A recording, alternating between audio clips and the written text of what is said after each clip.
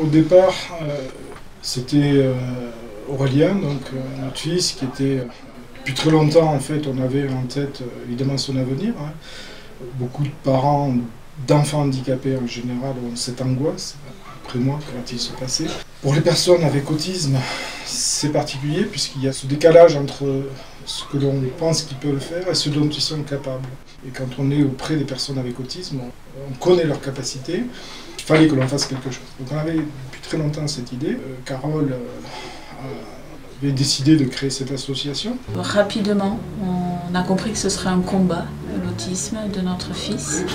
Donc on est passé vraiment en mode warrior assez rapidement parce que on a été confrontés, comme tous parents, après l'annonce du diagnostic. Et maintenant qu'on sait ce qu'il y a, qu'est-ce qu'on fait? On a cherché d'autres personnes comme nous dans la même situation et on s'est dit on fera partager notre expérience, on fera partager notre vécu. Et donc l'idée de l'association est venue, je pense, assez rapidement.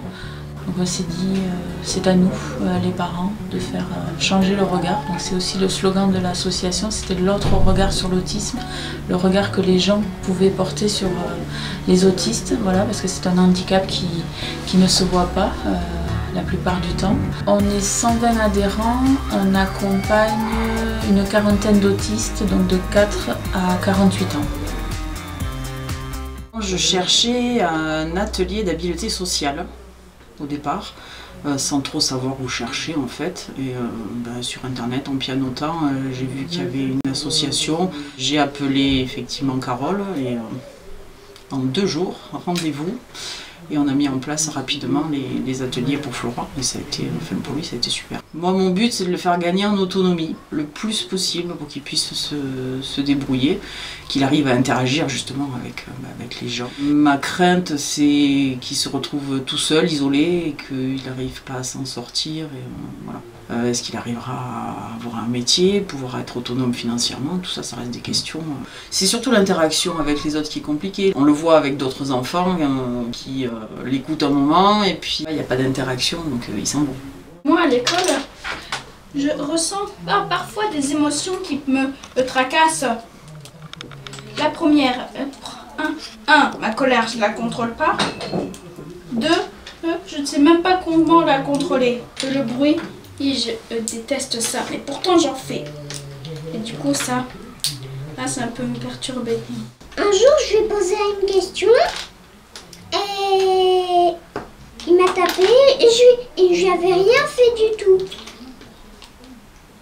C'est parce que je voulais pas qu'elle me parle. Flo, on tape pas les gens pour lui dire j'ai pas envie que tu me parles, d'accord?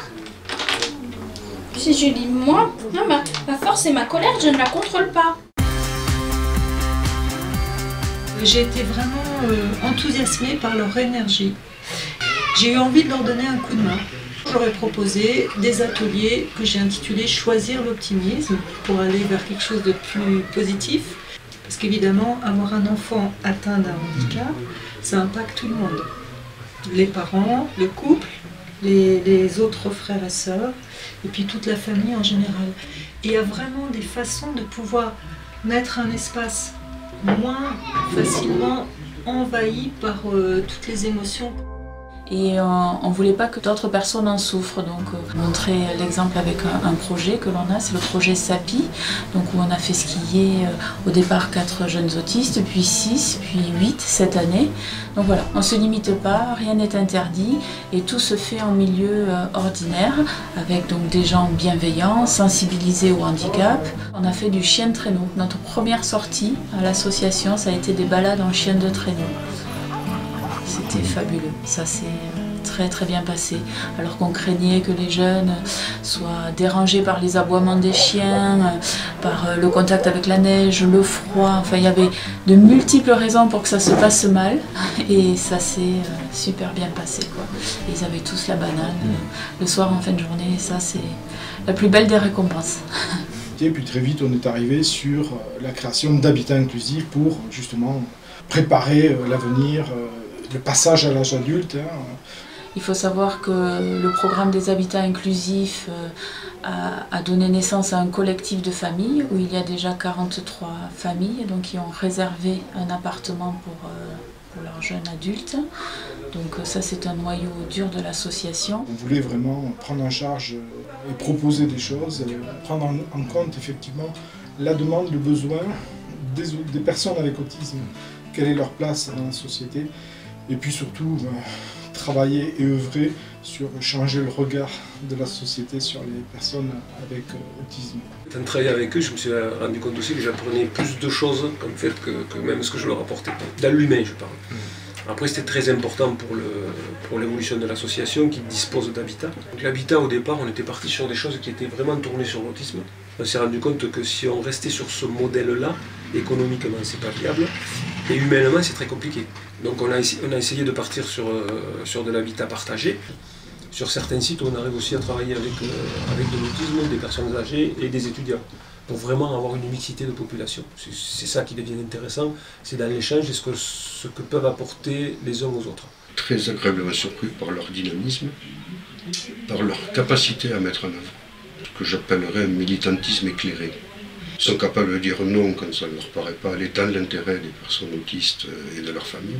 J'ai géré pendant 15 ans des instituts médico-éducatifs où on accueillait des déficients intellectuels et des autistes. Dans les établissements, on recueille de plus en plus des enfants qui se retrouvent un peu exclus de l'école ordinaire, qui arrivent tard chez nous, souvent. Les délais d'attente moyenne en IME, ça peut être 3 à 4 ans avant d'obtenir une place. Donc voilà, il y a tout un peu cette détresse des parents qui font que les organisations qui peuvent venir en relais comme Autisme Pyrénées, au-delà des institutions officielles, sont absolument indispensables pour aider ces personnes-là.